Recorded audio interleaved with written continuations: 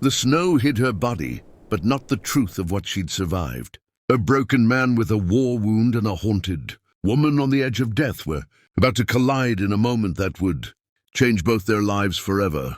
What Gideon Hale found by that frozen creek wasn't just a stranger.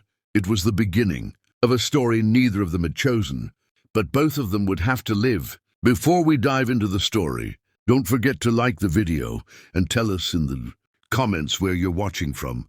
Snow lay thick across the ground that morning, the kind that muted every sound and made the world feel smaller.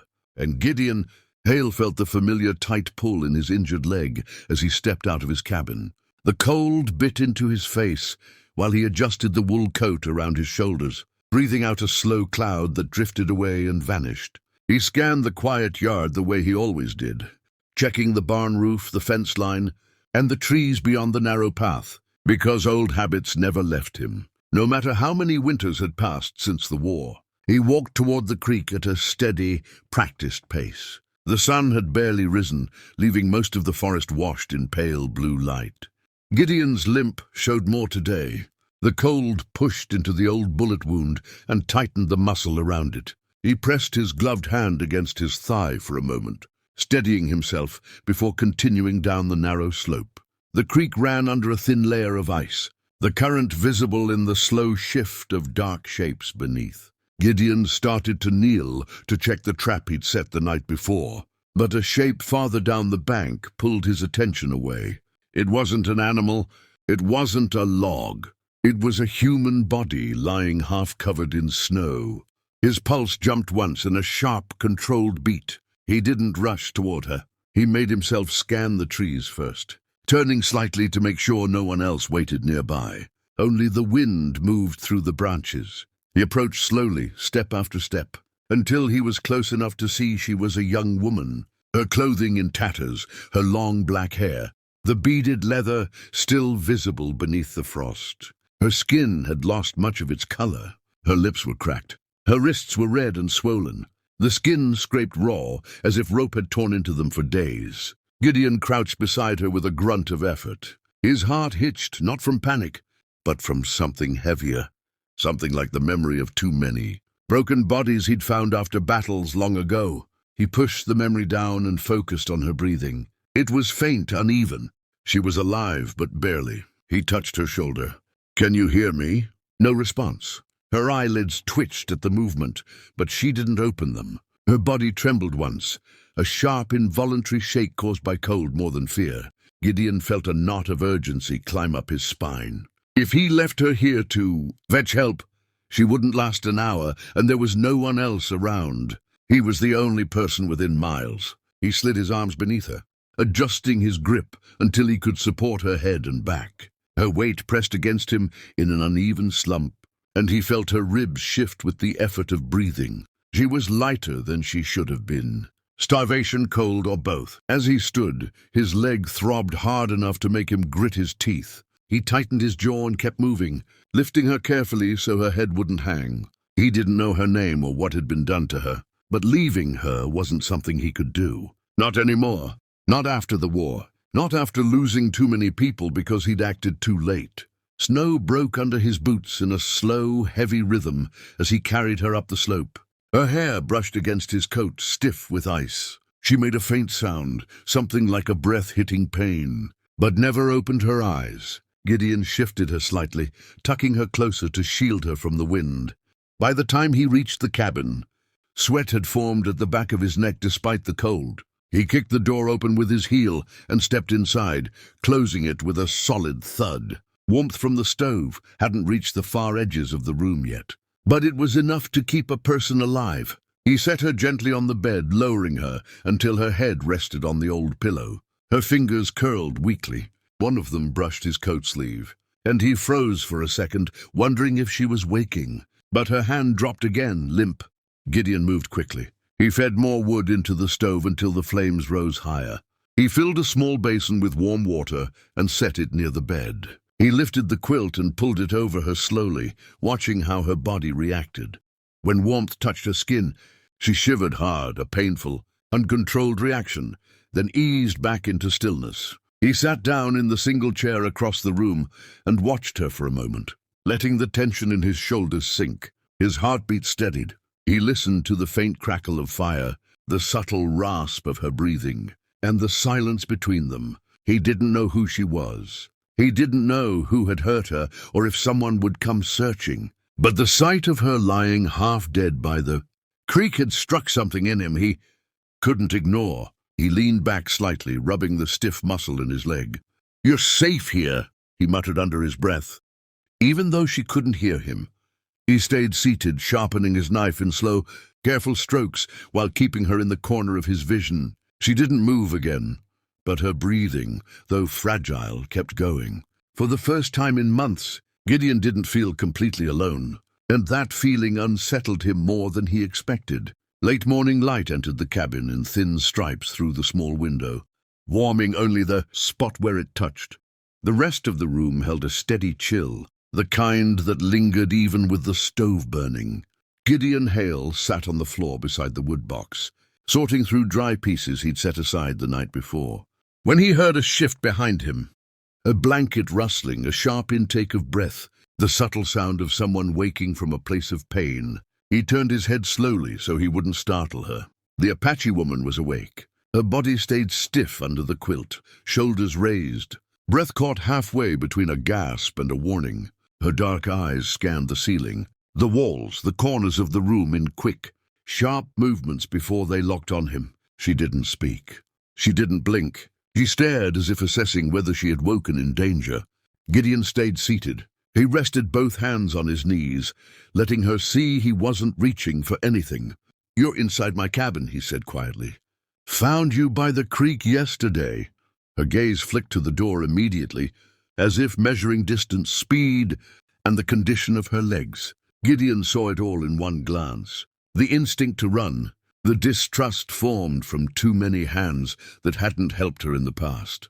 "You're safe here," he added. Not soft, not forceful, just steady. She didn't relax. Her fingers tightened in the blanket, knuckles white from strain.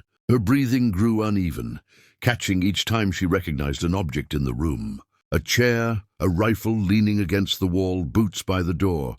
Her eyes lingered on the rifle longer than anything else. Gideon reached toward the stove, but he moved slowly, giving her time to see his intentions. He adjusted the kettle so the water would stay warm, then stood up with deliberate steadiness. "There's water there," he said, nodding to the small bowl on the table beside her. "Warm enough?" She looked at it, but didn't touch it right away. Her attention swung back to him, narrowing slightly as she studied his face, then his hands searching for danger. Gideon understood the look. He had seen it in soldiers who woke after ambushes, in civilians who survived raids, people who expected the next moment to hurt. He stepped back, giving her space. "Drink when you're ready." For a long moment neither moved. Then she lifted her upper body slowly, careful to keep the quilt between them like a shield. She reached for the bowl, her fingers trembling. When the warm water touched her lips, her eyes closed briefly, not in relief, but in shock at having warmth instead of cold. She drank in small sips, her throat working visibly. She stopped halfway through as if afraid to finish it all and be left with nothing. Gideon saw the calculation in her eyes. "Save half, stay ready. Don't trust what you can't predict." He pulled his coat on, walked to the front door and unlatched it. Cold air rushed inside as he stepped out. He left the door slightly open, an intentional choice. If she wanted to run, he wasn't going to trap her. Outside, the snow softened under the warming sun, melting in small patches around the yard. Gideon walked toward the woodpile, grabbing the axe with practiced ease. Each swing came with a dull thump, and a grunt from his leg as the strain hit the old wound. Inside, she watched him. He didn't look at her directly, but he caught her presence through the slight shadow in the doorway. She had moved to the edge of the bed, still wrapped in the quilt, studying him from behind the partially opened door. Her eyes followed his every step, tracking his movement with guarded tension. Not trust, not yet, but a shift from fear to awareness. When he came back inside, carrying an armful of chopped wood, she didn't retreat. She stayed on the bed, rigid but unflinching, eyes lowered only when he passed near her. "Put more wood in," he said, nodding to the stove.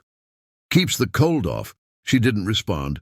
But her gaze flicked to the flames, then back to him, as if deciding whether this place was safer than the wilderness behind her. Gideon set the wood down, wiped his gloves on his pants, and checked her face again. Her cheeks had warmed slightly. Her lips held color now. The frostbitten look had eased. "You need food soon," he said, keeping his tone matter-of-fact. Her back straightened, the reaction quick and sharp. A sign of fear or memory? He couldn't tell. He held up a hand to show he wasn't stepping closer. "Just saying," he murmured.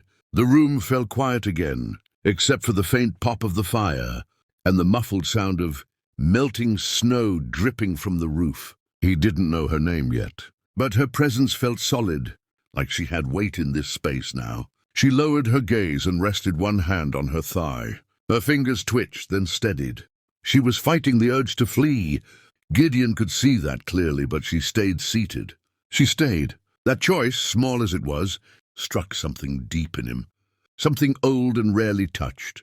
He nodded once. Not approval, not expectation, just acknowledgement, and went to wash his hands in the basin. Behind him she breathed out slowly, the kind of exhale a person makes only when they believe for the moment they might survive. The next few hours. By the next morning, a thick grey sky pressed low over the land, promising more snow. Gideon Hale stepped outside before sunrise, rubbing the stiffness from his leg as he moved toward the barn with slow, steady steps. The cold bit at his jaw, but he kept going, pushing open the barn door to check on the hay, stores, and the mule that relied on him to stay alive through winter. Inside the cabin, the Apache woman woke to the muted creak of the door closing behind him. She stayed still beneath the quilt, listening. Her eyes scanned the room again. Bed, stove, table, chair, rifle by the wall. It all looked the same as yesterday, but her breathing came easier this time. The warmth helped. The quiet helped too. When the stove crackled low, she pushed the blanket aside and stood with slow, cautious movements. The cold wood floor sent a shock up her legs, and she steadied herself against the bedpost. Her wrists ached from old wounds. Her ribs tugged sharply when she reached for the kettle, a reminder of hands that had grabbed her too hard and too often. She pushed the memory down, straightening her back. She poured warm water from the kettle into a tin cup, testing the heat with her finger before drinking. The warmth spread through her chest, loosening the tight clamp around her lungs. She moved slowly around the cabin, staying close to the walls, testing each step as if expecting a trap that never came. When she heard boots approaching, her shoulders tensed sharply. Her fingers curled into the edge of the table, but Gideon entered without urgency. He hung his coat on the nail, brushed snow from his shoulders, and only looked at her once to confirm she was awake and standing, before moving to the sink basin to wash his hands. He didn't act surprised. He didn't ask her why she was out of bed. "You cold?" he asked, keeping his voice even. She didn't answer with words. She simply pulled the wool cloak he'd left out tighter around her shoulders. Gideon nodded slightly, accepting that answer, and reached into a cabinet for a small pot. He filled it with broth and set it on the stove. He didn't turn his back to her too long. He didn't step too close. He gave her the distance she needed. When the broth warmed, he ladled it into a tin bowl and placed it on the table, then stepped away so she could approach on her own terms. She hesitated, glancing at him for a brief second. Her eyes held suspicion, fatigue, and a faint glimmer of something he recognized. Hunger mixed with caution. Then she approached the bowl, lifting it with both hands to keep it from trembling. The steam fogged her lashes, but she didn't blink it away. She sipped slowly, every swallow careful, her throat working harder than it should. Gideon sat on the edge of his chair and began mending a broken mule harness, threading old leather through metal rings. He didn't watch her directly, but he noticed the way she set the empty bowl down, quietly, respectfully, as if unsure whether she had the right to make any noise at all. She stepped closer to the window, watching snow drift across the yard. He saw her reflection in the glass, tense shoulders, eyes sharpened by instinct, body angled toward the door even while standing still. "You can go outside if you want," he said. "Stay near the cabin." "Snow's deep," she didn't respond. Her fingers tightened briefly on the window frame. Then she took a slow breath and stepped back. Later he pulled on his coat to finish chores. She followed without needing to be asked. The cold hit her immediately, cutting through her cloak, but she steadied herself and walked behind him, keeping several feet of distance. He didn't turn around, but he shifted his pace slightly slower, making sure she could keep up. At the woodpile, Gideon swung the axe with controlled force. Each strike hit the block cleanly, sending pieces of pine falling into the snow. When the plank cracked louder than usual, she flinched. Her breath caught, and she stepped back quickly, shoulders raised. Gideon paused. He lowered the axe slowly and gave her a small nod. Not pity, just recognition, a way of saying he saw what the noise did to her. He continued splitting wood, only keeping his movement steady, letting the rhythm settle rather than startle. She watched him for a long moment before coming closer. Close enough to gather the finished pieces and stack them neatly against the cabin wall. Her hands worked with quiet precision, each motion calm, deliberate. She didn't speak, neither did he, but the shared task formed a small link between them. Simple, wordless cooperation. When they returned inside, her posture was less rigid. She placed the cloak near the stove to dry. She sat at the edge of the bed without curling into herself. And when Gideon moved through the room, she no longer watched him with the same sharp suspicion, only guarded awareness. That evening she sat near the stove, the warmth softening the tight lines in her face. Gideon brewed tea with dried leaves and set a cup beside her without expecting anything in return. She stared at the cup for several seconds before lifting it. He went back to sharpening his knife, each slow stroke echoing quietly in the room.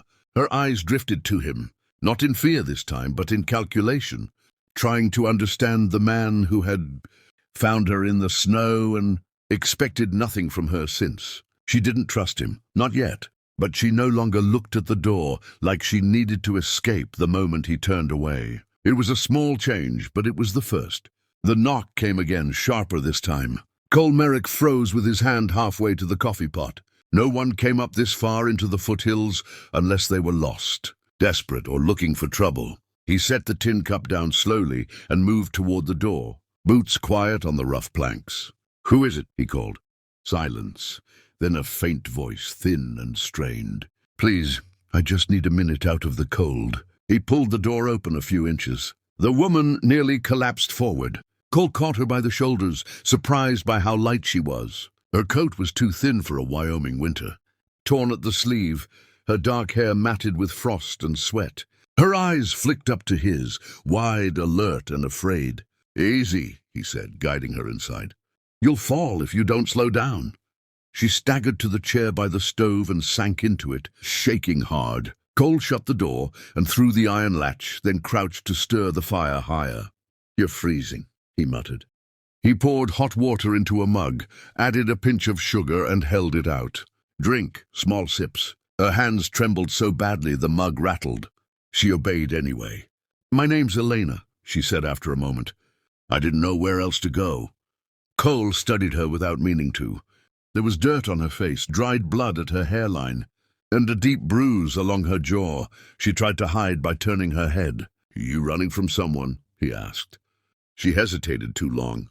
"Doesn't matter," he added quietly. "You can stay the night.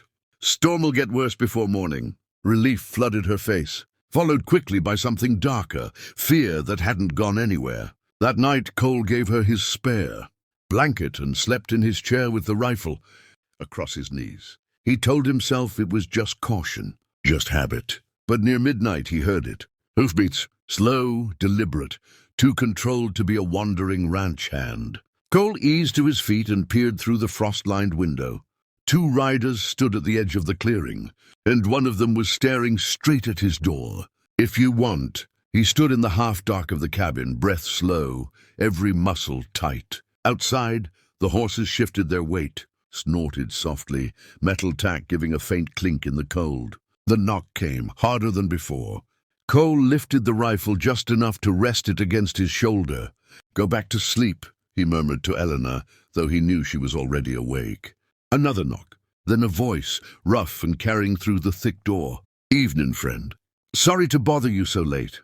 Cole didn't answer. "We're looking for a woman," the voice went on. "Dark hair. Been running scared. Might have come this way." Elena's breath hitched. Cole heard it. He stepped closer to the door, keeping his voice level. Don't know anyone like that. A pause, long enough to feel heavy. Then the other man spoke, sharper. Mind if we take a look inside? No, Cole said flatly. The wind gusted, rattling the window. The horses stamped. The first man chuckled. Ain't that neighborly? Cole's finger tightened on the trigger guard. This is private land. You're trespassing. Move along. Another silence. Then the sound of leather creaking as one rider shifted in his saddle. Name's Briggs, the first man said. We're just trying to bring someone home. She owes us money. That all. Eleanor stood up behind Cole. Her voice came out steady, but barely. He's lying. Cole didn't look back, but he nodded once. You hear that? Briggs called. Sounds like you do have company. Cole swung the door open just enough for the rifle barrel to be seen. Leave now! The men exchanged a glance. The second one smiled without humor. We'll be back, he said. Storm or no storm. They turned their horses and rode off into the snow. Cole shut the door, locked it, and leaned his forehead against the wood for a moment. Then he turned to Elena. Start talking, he said quietly. Because they aren't just debt collectors. Elena swallowed. They killed my brother. Eleanor's words hung in the air like smoke. They killed my brother, she repeated, quieter now. Over a debt he'd already paid. Cole felt something cold settle in his chest. He had heard that kind of story before. Too many times. How many of them, he asked. 3 that I know of. Briggs is the worst one. He likes making examples. Cole went to the window and scanned the tree line again. Nothing but blowing snow. They won't wait till morning, he said. Men like that don't. Elena hugged the blanket tighter around herself. Then what do we do? Cole crossed the cabin and opened the floor chest near his bed. Inside were extra cartridges, dried meat, a small canteen, and an old revolver he hadn't touched in years. He handed the revolver to her. Ever fired one? She nodded once. My brother taught me. Good! He shoved cartridges into his coat pocket. We leave before dawn. There's an old trapper's trail that cuts through the ravine. Horses can't follow it easy. What about your home? She asked.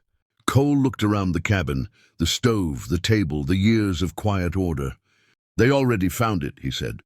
That means it's no longer safe. Before first light, they slipped out the back door. The snow had eased into a fine, whispering fall. Cole led the way down the narrow path, boots crunching softly. Elena followed close, clutching the revolver, breath fogging in short bursts. Halfway to the ravine, a horse snorted behind them. Cole spun, raising the rifle. A shape moved between the trees. Run, he whispered. Elena ran. A gunshot cracked the stillness. Snow exploded inches from Cole's boot. He fired back once, not aiming to hit, just to slow them down. Another shot, then shouting. Cole turned and sprinted after Elena. They reached the ravine as the sky began to pale. Cole slid down first, catching her when she lost her footing. They tumbled into the narrow cut, breathless and shaking. Hoofbeats thundered overhead. The riders couldn't see them. Not yet. Cole pressed his forehead to Eleanor's. When I say go, you climb. Don't stop. She nodded, tears freezing on her lashes. The hoofbeats slowed. A shadow crossed the ravine's edge. Cole tightened his grip on the rifle.